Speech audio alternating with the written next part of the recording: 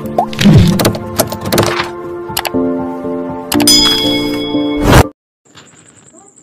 Friends, YouTube पर आप सभी का स्वागत है। दोस्तों, मैं फिर से आप सभी के सामने अपने चैनल इग्नू लर्नर के माध्यम से एक बहुत ही मोस्ट इम्पॉर्टेंट प्रश्न लेकर आया हूं इस वीडियो में। और ख़ासकर मैं इस वीडियो में आप सभी को बीपीएससी 132 का एक ऐसे प्रश्न के बारे में आप सभी को बताने वाला हूं इस वीडियो में, जो कि एग्ज़ाम के लिए काफ़ी ज़्यादा इम्पोर्टेंट है। और ऐसा इसलिए क्योंकि अब तक जितने भी प्रीवियस ईयर में इस सब्जेक्ट की परीक्षाएं हुई है, उन सभी परीक्षाओं में जो है यह प्रश्न आ चुका है। और इस बार भी एग्ज़ाम में इस प्रश्न के आने की संभावनाएँ काफ़ी ज़्यादा है। सो आप सभी से हम्बल रिक्वेस्ट है कि आप एग्ज़ाम में जाने से पहले एक दफ़ा इस प्रश्न का आंसर आप ज़रूर पढ़ के जाइए। ओके, सो स्टार्ट करते हैं। और स्टार्ट करने से पहले आप सभी से एक रिक्वेस्ट है कि अगर आपने अभी तक चैनल को सब्सक्राइब नहीं किया है तो आप इस चैनल को सब्सक्राइब कर लीजिए, क्योंकि इस चैनल पर आपको आपके सब्जेक्ट के सबसे इंपॉर्टेंट क्वेश्चन सबसे पहले वीडियो के माध्यम से प्रोवाइड की जाती है। और साथ ही साथ जो क्वेश्चन आंसर का जो पीडीएफ होता है आपको टेलीग्राम चैनल पर मिलता है। तो बेहतर ये होगा कि आप इस चैनल से जुड़े, क्योंकि इन फ्यूचर जो है काफ़ी ज़्यादा हेल्प मिलने वाला है। तो प्रश्न एग्जाम में आता है कि सर्वोच्च न्यायालय का क्षेत्राधिकार का विस्तृत वर्णन कीजिए। तो सबसे पहले आपको आंसर के अंतर्गत लिखना है कि भारतीय संविधान के अनुच्छेद 141 के अंतर्गत सर्वोच्च न्यायालय को यह एक विशेष अधिकार प्रदान किया गया है कि सर्वोच्च न्यायालय जब कभी भी किसी भी प्रकार का कानून बनाए तो उसके द्वारा बनाए गए कानून को सभी अदालतों और न्यायालय को मानना पड़ेगा। क्या कहा मैंने? भारतीय संविधान के अनुच्छेद 141 के अंतर्गत सर्वोच्च न्यायालय को यह विशेष अधिकार प्रदान किया गया है कि सर्वोच्च न्यायालय जब कभी भी किसी भी प्रकार का कानून बनाए तो उसके द्वारा बनाए गए कानून को सभी अदालत और सभी न्यायालय मानेंगे। समझ गए? अब आपको पैराग्राफ चेंज करके लिखना है। सर्वोच्च न्यायालय के क्षेत्राधिकार को हम निम्नलिखित 4 भागों में बांट सकते हैं। पहला आता है प्रारंभिक क्षेत्राधिकार, दूसरा है अपील क्षेत्राधिकार, तीसरा है पुनरावलोकन का अधिकार क्षेत्र, और तीसरा है परामर्शवादी क्षेत्राधिकार। ओके, अब हम अगला हेडिंग देंगे प्रारंभिक क्षेत्राधिकार। इस हेडिंग के अंतर्गत आपको लिखना है कि प्रारंभिक अधिकार क्षेत्र सर्वोच्च न्यायालय का सबसे प्रमुख क्षेत्राधिकार है। भारतीय संविधान के अनुच्छेद 131 के अनुसार उच्चतम न्यायालय के अधिकार क्षेत्र के अंतर्गत कुछ ऐसे मामले आते हैं जिनका सुनवाई करने का एकमात्र अधिकार सर्वोच्च न्यायालय के पास होता है। यह मामले विभिन्न विषयों से संबंधित हो सकता है, जो इस प्रकार है।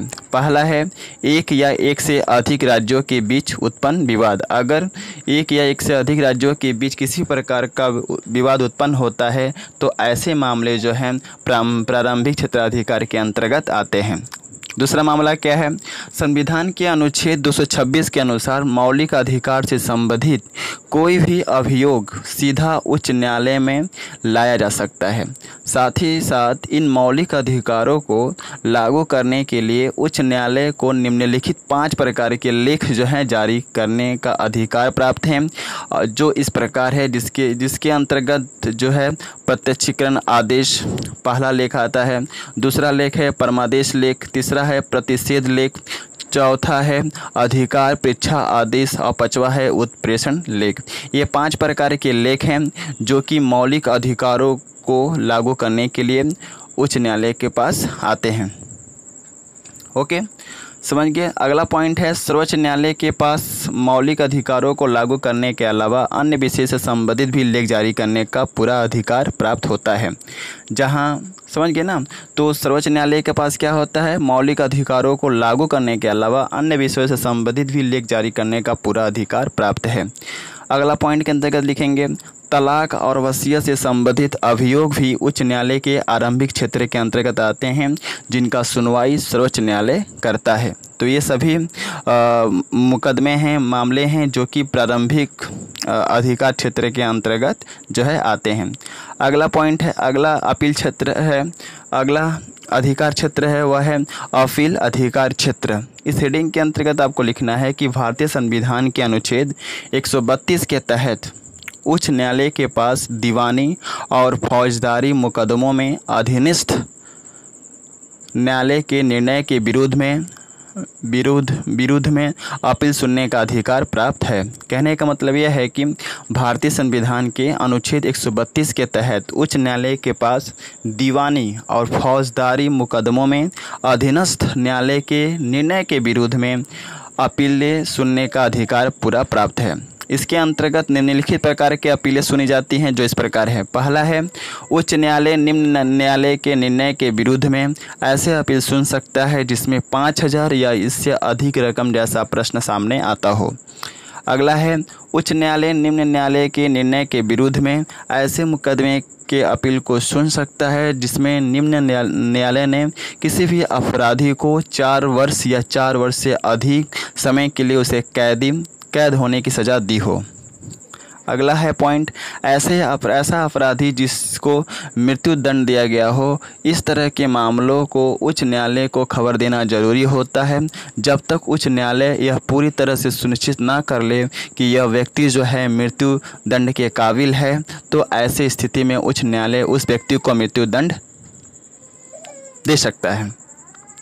अगला है अधिकार क्षेत्र, वह है परामर्श की अधिकारिता। इस हेडिंग के अंतर्गत आपको लिखना है कि भारतीय संविधान के अनुच्छेद 141 के तहत यह प्रावधान है कि सर्वोच्च न्यायालय राष्ट्रपति क्या लिखेंगे, भारतीय संविधान के अनुच्छेद 141 के तहत यह प्रावधान है कि सर्वोच्च न्यायालय से राष्ट्रपति किसी भी विषय से संबंधित परामर्श या सलाह ले सकता है। अगर राष्ट्रपति को लगता है कि हमें जो है सर्वोच्च न्यायालय से सलाह लेना है, एडवाइस लेना है, परामर्श लेना है, तो भारतीय संविधान के अनुच्छेद 141 के तहत यह प्रावधान दिया गया है कि भारत का जो राष्ट्रपति है किसी भी विषय से संबंधित मामलों में जो है सर्वोच्च न्यायालय से राय ले सकता है। अर्थात हम दूसरे शब्दों में कह सकते हैं कि अगर हमारे देश के राष्ट्रपति किसी भी विषय से संबंधित निर्णय लेने के लिए अगर वह सर्वोच्च न्यायालय से सलाह या परामर्श लेना चाहता है तो वह अनुच्छेद 141 के तहत हमारे देश के सर्वोच्च न्यायालय से परामर्श या सलाह ले सकता है। ओके, तो आई थिंक आप लोगों को जो है समझ में आ गया कि सर्वोच्च न्यायालय का क्षेत्राधिकार क्या क्या है। और ये काफ़ी ज़्यादा इंपॉर्टेंट क्वेश्चन है और एग्ज़ाम में मैं लिख के दे रहा हूँ कि एग्ज़ाम में जो है यह प्रश्न आएगा ही आएगा। सो आप सभी से हम्बल रिक्वेस्ट है कि अगर आपको समझ में नहीं आया हो तो आप इस वीडियो को दोबारा देख सकते हैं और अच्छे तरीके से समझने का प्रयास कीजिए, पॉइंट को याद कीजिए और उस पॉइंट को अच्छे तरीके से जो है एग्ज़ाम में हेडिंग वाइज लिखिए, तभी एग्जामिनर जो है आपको अच्छा नंबर देगा। ओके, और साथ ही मैं यहाँ पर कहना चाहूँगा कि अगर आप जो है मेरे टेलीग्राम चैनल से नहीं जुड़े हैं तो वीडियो के डिस्क्रिप्शन में लिंक है, उस लिंक पर क्लिक करके टेलीग्राम चैनल से जुड़ जाइए, क्योंकि जैसे ही टेलीग्राम चैनल पर आप आएंगे आपको जो है इसका PDF आपको प्रोवाइड किया जाएगा। तो बेहतर ये होगा कि आप इस टेलीग्राम चैनल से जुड़ें और जितना ज़्यादा से ज़्यादा हो सके इस वीडियो को शेयर कीजिए अपने फ्रेंड सर्कल में, जिससे कि और भी बच्चों को जो है लाभ हो सके इस वीडियो के माध्यम से और उनका जो ये सब्जेक्ट है जो है क्लियर हो पाए। ओके, सो मिलते हैं नेक्स्ट वीडियो में इसी तरह के इंपॉर्टेंट क्वेश्चन के साथ। So best of luck for all of you for exam and thanks for watching my video. जय हिंद, वंदे मातरम।